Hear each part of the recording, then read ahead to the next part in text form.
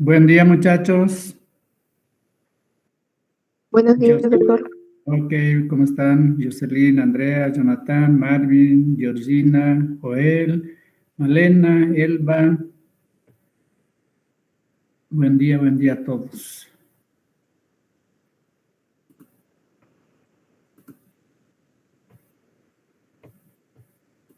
Ok, vamos a empezar. El tema de hoy corresponde a síndrome ictérico y metabolismo de las porfirinas, de la bilirrubina en forma específica.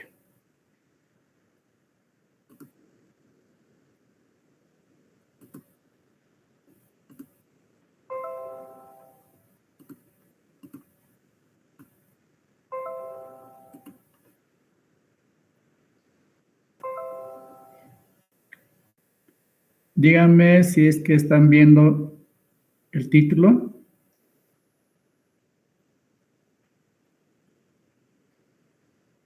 Sí, se ve, doctor. Ok, gracias. Bien, entonces, como les decía, el tema es porfirinas y pigmentos biliares y síndrome ictérico como la parte relativa a la clínica. Indicar que cuando hablamos de porfirinas, en este tema nos estamos refiriendo al metabolismo del de la hemoglobina. Pero existen otras porfirinas, como por ejemplo las que están presentes en la cadena de transporte de electrones. Algunas de ellas, como los citocromos, son porfirinas, o algunas enzimas como la catalasa, la triptófano-pirrolasa, que son dos enzimas muy importantes y presentes en muchos procesos, o la porfirina de la clorofila, que también tiene un rol importante por la estructura que tiene, y todas ellas tienen una característica central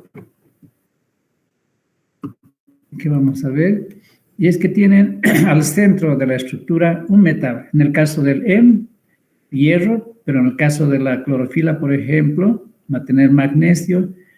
En el caso de alguno de los citocromos de la cadena de transporte de electrones, cobre, hierro también o azufre.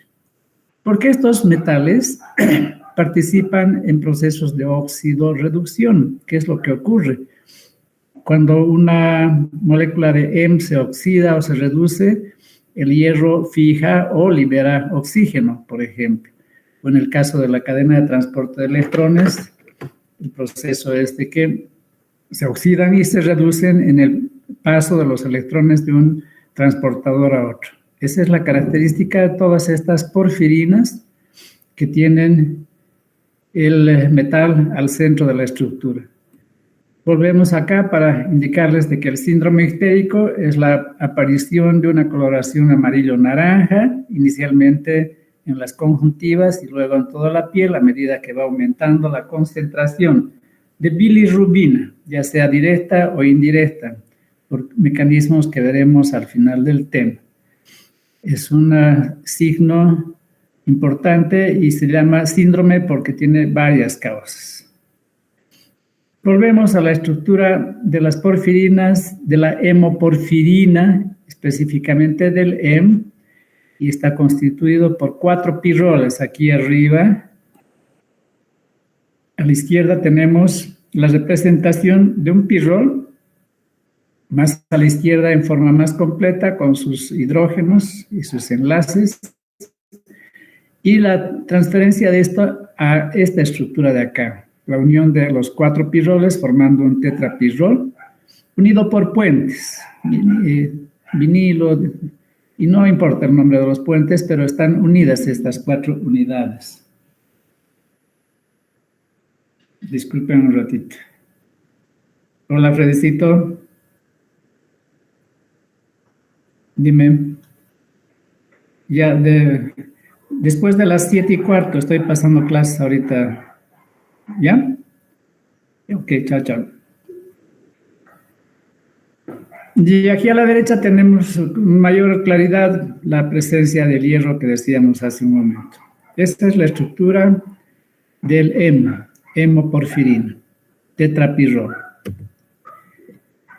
lo que decíamos hace un momento, son metaloporfirinas porque tienen un metal como el hierro, el azufre, el cobre, y están representados para este tema como hemoglobina, como mioglobina. Los citocromos también, o sea que los citocromos van a tener una participación relativamente importante en los problemas que vamos a destacar más un momento. Y estas dos enzimas tan importantes como la catalasa y la triptófano pirrolasa.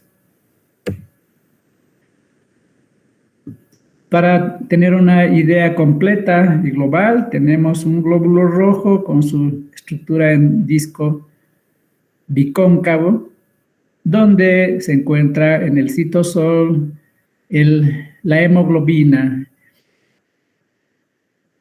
conformada por 4 globinas, 2 alfa y 2 beta en la hemoglobina del adulto. Aquí tenemos al centro.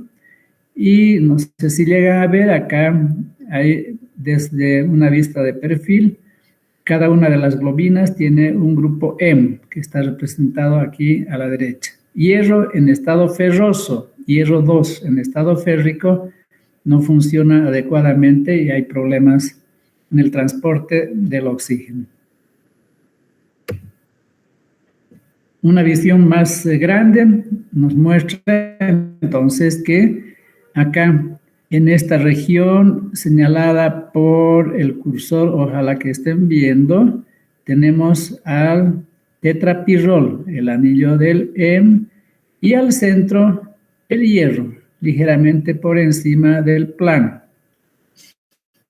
Este hierro forma enlaces con los 4 nitrógenos de cada uno de los pirroles, 1, 2, 3 y 4. La quinta valencia del hierro se une a una histidina F7. Aquí ponen 87, es otra terminología. Entonces hay una unión con una histidina que forma parte de la cadena de la globina, donde esté presente. Y al otro lado del anillo tenemos entonces el lugar donde se va a unir a la sexta valencia el oxígeno, formando un ángulo que está descrito acá, un ángulo debido a la interferencia de esta otra histidina F8, que es parte de la cadena también. Podemos ver acá la cadena es parte, representada por esta hélice. Esta histidina, entre comillas, molesta. Por eso es que el oxígeno tiene que agacharse, si ustedes quieren, o doblarse en un ángulo de 120 grados más o menos, 124 dice acá, para poder tener estabilidad cuando se enlaza al hierro. Entonces, esto tiene una consecuencia de gran importancia en un ambiente donde tenemos monóxido de carbono.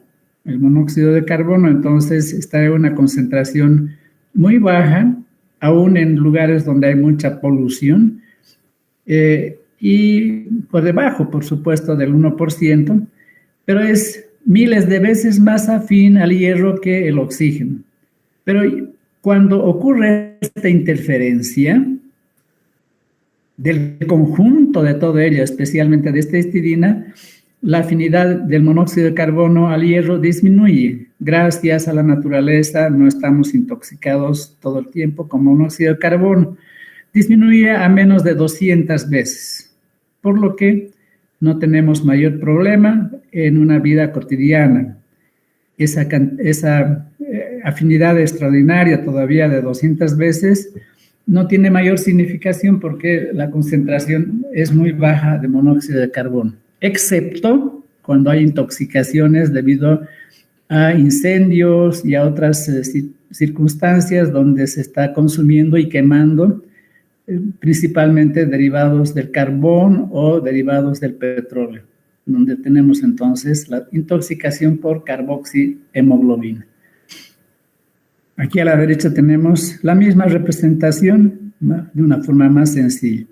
Una histidina acá, unida en la valencia quinta y la otra molestando, pero es donde se va a unir el oxígeno al hierro. La síntesis del hierro. del M. Este es un proceso en el que hay varias enzimas y varios pasos. Fíjense, son 8 pasos. No es nada simple. Se sintetiza en el hígado y en la médula ósea principalmente. El 80% del M, o a veces un poco más, se sintetiza en la médula ósea conjuntamente con los otros elementos formes. Y un 20% en el hígado, y principalmente no para el M exclusivamente, sino para también citocromos, por ejemplo, que tienen una similitud, no todas, pero una similitud en algunas enzimas. Si queremos leer los compuestos intermedios, podemos ver el ácido alfa-aminolebulínico, el porfobilinógeno, hidroximetilbilano, uroporfirinógeno 3, coproporfirinógeno 3, protoporfirinógeno 9, protoporfirina 9 y finalmente el EM cuando se le añade hierro. No tenemos ninguna intención de solicitar que ustedes se aprendan todos estos pasos, no. Tal vez simplemente de preguntarnos por qué tienen estos nombres, uroporfirinógeno, coproporfirinógeno. Veremos más adelante que la bilirrubina está relacionada con el color de las heces y con el color de la orina. De ahí vienen estos prefijos, uro y copro. Lo que sí podemos ver es de que existen elementos como el plomo, metal pesado, como el cadmio, que es otro metal pesado que tal vez ustedes saben que está ahora presente en algunos de los productos, en algunas de las paltas que llegan desde el Perú, motivo por el cual ya casi nadie está consumiendo y comprando paltas por miedo al cadmio, que es un metal pesado igual que el mercurio. Entonces, estos elementos son venenos y en este caso, además de otras regiones y de situaciones, envenenan el proceso de síntesis de el M.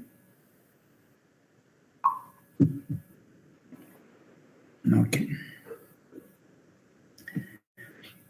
Este proceso se desarrolla en el citocromo P450, que es un conjunto de enzimas de gran importancia que tienen que ver con procesos de oxidorreducción.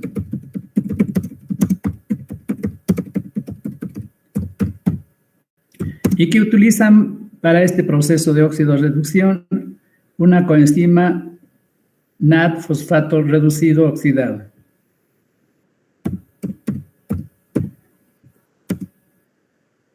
Utilizan entonces al NAD fosfato y tienen varias funciones, por ejemplo, el tratamiento de los fármacos a nivel hepático para que estos puedan excretarse.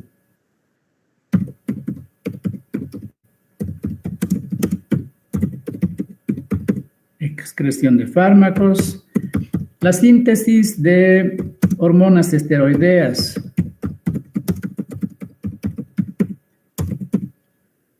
Estas hormonas son el cortisol, la aldosterona, progesterona y estrógenos.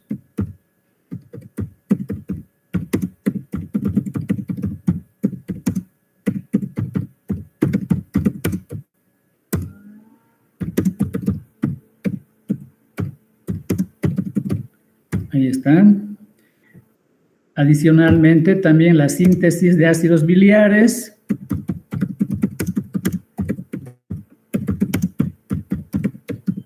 Y vitamina D3. Todos estos son productos del tema anterior, que es colesterol. Recuerden ustedes que hemos repasado todas estas sustancias que tienen como precursora a las enzimas del citocromo P450.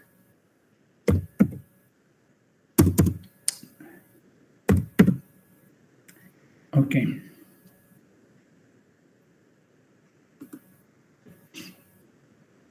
En este proceso de síntesis,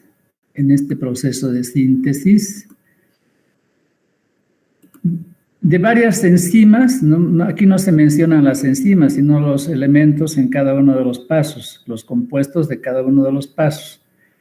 Pero como son enzimas, y estas enzimas son producto de un gen, eventualmente alguno de ellos puede tener una mutación y dar un problema por acá, por acá, por acá, por acá. En cualquiera de estos pasos puede haber un problema con el correspondiente gen de la proteína enzima correspondiente. Eso puede dar lugar a un conjunto de patologías llamadas porfirias. En esta clasificación que tenemos acá, estas porfirias se clasifican en dos grandes grupos, las eritropoyéticas, que están relacionadas con la síntesis del hemo, y las hepáticas, que también tienen que ver con la síntesis del hemo, pero con los citocromos y con las enzimas catalasa y triptófano pirrolasa que hemos mencionado hace un momento. Las primeras, las eritropoyéticas, se clasifican en una porfiria eritropoyética congénita, hereditaria, también esta otra es hereditaria, pero es el nombre que le han puesto, una protoporfiria eritropoyética. Y las hepáticas se subclasifican en agudas y crónicas. Y tenemos acá la plumboporfiria, que es producto de la intoxicación con plomo, la aguda intermitente, la coproporfiria hereditaria y la porfiria variegata. Entre las crónicas tenemos a la cutánea tardía y la hepatoeritropoyética.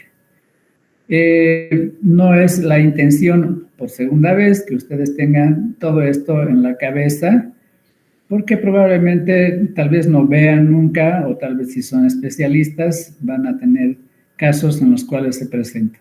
No es extremadamente raro. Yo tenía una alumna que tenía una de estas variantes de porfirias, ella misma no sabía cuál, pero estaban en investigación. Pero ya sabemos de que hay porfirias que tienen su origen a nivel de la eritropoiesis y otras a nivel del hígado. Ok. Aquí tenemos otra clasificación, las hepáticas, con alguna variedad, las eritropoyéticas y las hepatoeritropoyéticas. Es otra visión de los autores que clasifica con alguna variante. Y aquí tenemos otras características, como que algunas se manifiestan en la piel en forma especial. Vamos a ver un gráfico más adelante, y otras que no tienen esta manifestación. Si alguien quiere estudiar más profundamente qué enzimas son las afectadas para cada una de estas porfirias, tenemos acá los mismos pasos que les he mostrado hace un rato, de la ala sintetasa, ala deshidratasa, y los nombres de los compuestos de cada uno de los pasos, y eventualmente la alteración de alguna de estas enzimas que vemos aquí a la izquierda, y el problema concreto que produce la alteración de esa enzima. Entonces, ahí está, para el que quiera profundizar. Tenemos acá a la derecha una imagen de una porfiria cutánea. Veremos que resulta, me voy a adelantar, que la bilirrubina es muy sensible a la energía de la luz visible. ¿Qué cosa es sensible? La estructura química de ese tetrapirrol, de la porfirina del hemo, esa estructura que recuerden que son 4 anillos unidos. Esos anillos pueden romperse fácilmente por la luz, por la energía de la luz visible. La luz visible tiene energía. Entonces, por esa razón, adelanto, uno de los tratamientos para la ictericia que se produce por exceso de bilirrubina debido a un exceso del catabolismo del hemo es la fototerapia con el el objetivo de que la luz visible pueda incidir en la piel sobre estas estructuras, degradarlas más rápidamente y que éstas puedan ser eliminadas. Entonces, ahí se explica entonces que existan porfirias con un efecto especial a nivel de la piel, cutáneas. En general, hay varios signos y síntomas, y voy a mencionar los más importantes.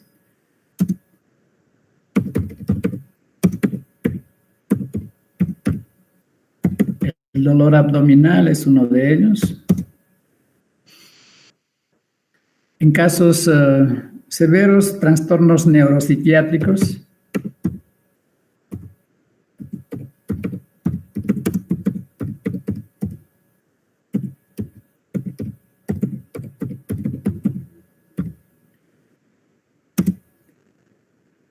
Hirsutismo.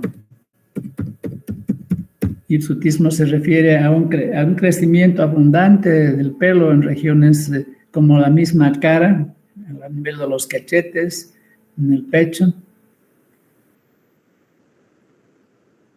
entre otros, los más importantes. Dolor abdominal, trastornos neuropsiquiátricos. En relación a la piel, a la porfiria cutánea, tenemos entonces dermatitis con a veces deformidades. Entonces, valga la oportunidad para mencionar lo que también se menciona en libros, de que este conjunto de cambios y el hirsutismo y las deformaciones producidas en la piel, en la cara y en otros lugares expuestos a la luz solar, en esta variedad cutánea de la porfiria, y los trastornos neuropsiquiátricos y la intolerancia a la luz, la fotofobia voy a poner, dan lugar al origen de la leyenda del hombre lobo. El hombre lobo solo sale de noche, tiene pelos por todas partes, es un lobo rayado, es decir, con trastornos neuropsiquiátricos. Solo sale de noche por este problema de la fotofobia y la dermatitis, para nuestra cultura general. El catabolismo del hemo, como decíamos hace un momento, se desarrolla en el hígado principalmente. En la sangre se inicia cuando hay hemólisis y tiene que ver con este esquema a partir de la lisis de los eritrocitos que van a liberar la hemoglobina. La hemoglobina se va a lisar liberando las partes proteicas como la globina, el hierro, el hemo, que van a la globina convertirse a aminoácidos para seguir cualquier ruta en la cual ellos sean útiles, por ejemplo, en la síntesis de nuevas proteínas, y el hierro se depositará o se reutilizará por el organismo. El hemo, cuando se cataboliza, va a ser sujeto de un complejo enzimático llamado hemooxigenasa, acá abajo, que va a producir un compuesto llamado verdoglobina, y luego un compuesto llamado biliverdina, como está escrito acá, que es verde, y luego una biliverdina reductasa va a convertir a esta sustancia en bilirrubina, por fin, la famosa bilirrubina. Entonces, el catabolismo fisiológico es el fin de la vida de un glóbulo rojo.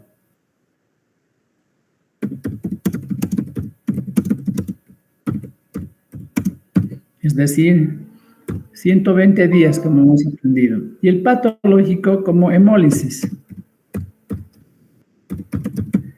Hemólisis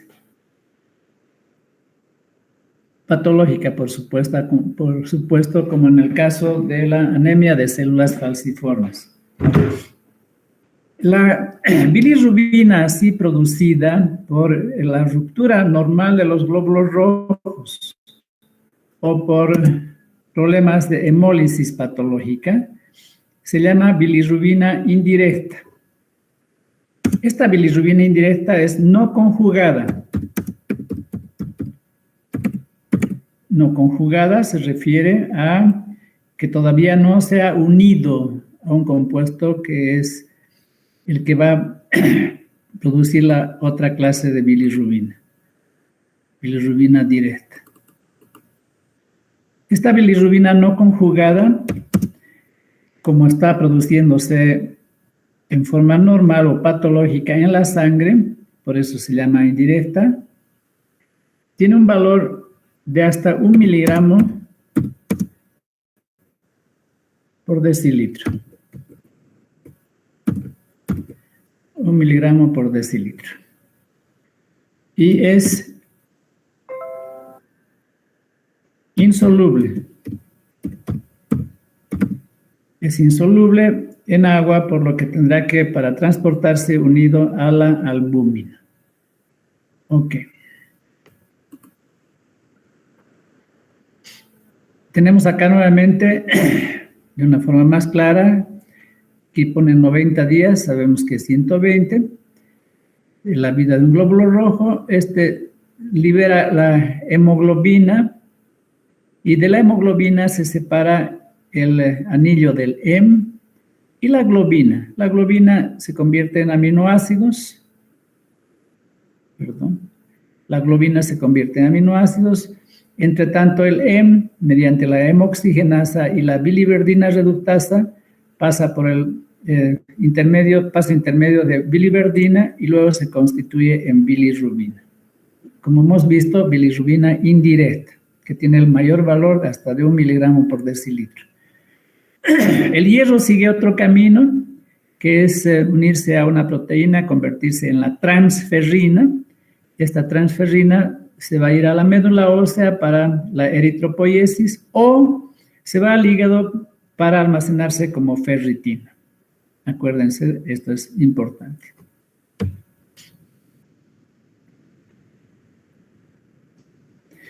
Es más o menos lo mismo. A mí me interesa ver esta parte de acá que estoy señalando con el cursor, que es donde la bilirrubina en el hígado, una vez que ha llegado acá, desde acá, bilirrubina no conjugada o indirecta, se une a la albúmina y llega al hígado. Y en el hígado se convierte en bilirrubina conjugada. Es decir, mediante una enzima que se llama UDP glucoronil transferasa, se va a unir a 1 o 2 ácidos glucorónicos. Entonces va a ser la glucoronil bilirrubina, bilirrubina conjugada, que tiene otros valores. Los vamos a anotar hasta 0,2 miligramos por decilitro en forma normal.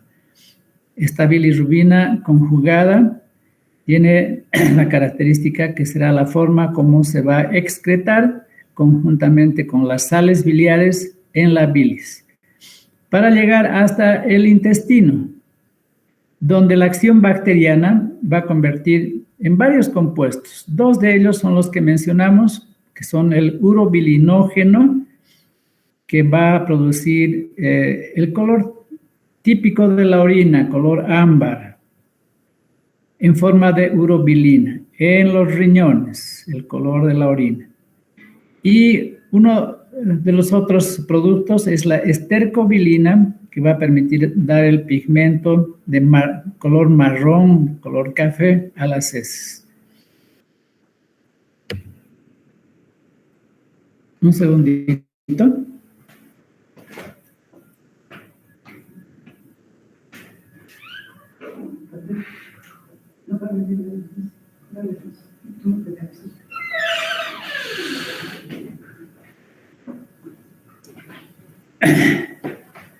Bien, entonces, lo que hemos mencionado en algún momento, el procesamiento hepático de la bilirrubina, la conjugación, donde en el retículo endoplásmico liso se solubiliza, al conjugarse se solubiliza, es decir, se vuelve hidrosoluble al conjugarse con 1 o 2 moléculas de ácido glucurónico.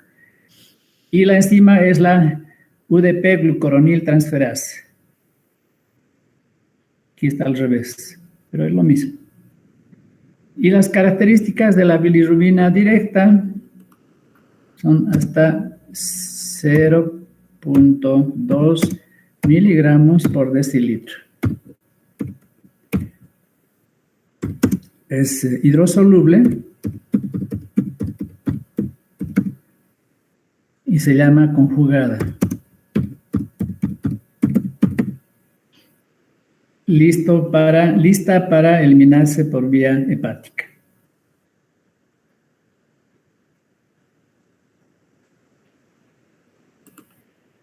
Tenemos acá dos imágenes. Aquí tenemos el primer lugar donde se observa la ictericia, la ictericia del síndrome ictérico, es en la conjuntiva de los ojos. Por eso los médicos siempre examinamos lo primero.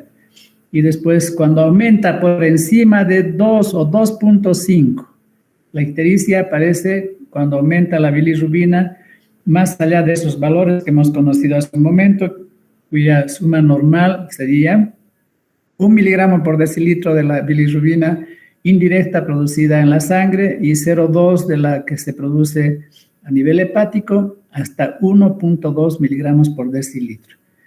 Por encima de 2 o 2.5 empieza a aparecer primero en las conjuntivas y después en el resto de la piel. Esa coloración típica amarillo-naranja. Para mejor estudio, el síndrome ictérico, que tiene varias causas, se divide en ictericia prehepática, la ictericia hepática y la ictericia poshepática. Prehepática, la que se debe fundamentalmente a problemas en la sangre o falta de ingreso de la bilirrubina al hígado. Hepática, básicamente por problemas que ocurren con el hígado, por ejemplo, insuficiencia hepática, cirrosis. Y la poshepática, como veremos más adelante, por obstrucción. Leemos, en la prehepática hay un aumento de la bilirrubina no conjugada o indirecta, porque es en la sangre donde se produce, donde está más abundante. Por un aumento patológico, por ejemplo, por hemólisis patológica en la anemia de células falciformes, en la destrucción de los glóbulos rojos. Hay otras causas que las veremos más adelante en la siguiente clase. La hepática, en la cual puede estar aumentada también la bilirrubina no conjugada y la conjugada, indirecta y directa. Puede ser que no esté ingresando adecuadamente al hígado la bilirrubina, por lo que va a haber una cantidad importante de bilirrubina no conjugada, que no entra al hígado para conjugarse, por causas que interfieren en el transporte, o por problemas graves en el hígado que impiden el funcionamiento normal. Aquí abajo dice déficit de la captación y conjugación defectuosa, alteración en el transporte y excreción, obstrucción de la vía biliar. Finalmente, la ictericia poshepática, donde exclusivamente se va a observar un aumento en el laboratorio de la bilirrubina conjugada o directa. Porque aquí el problema es la obstrucción biliar extrahepática.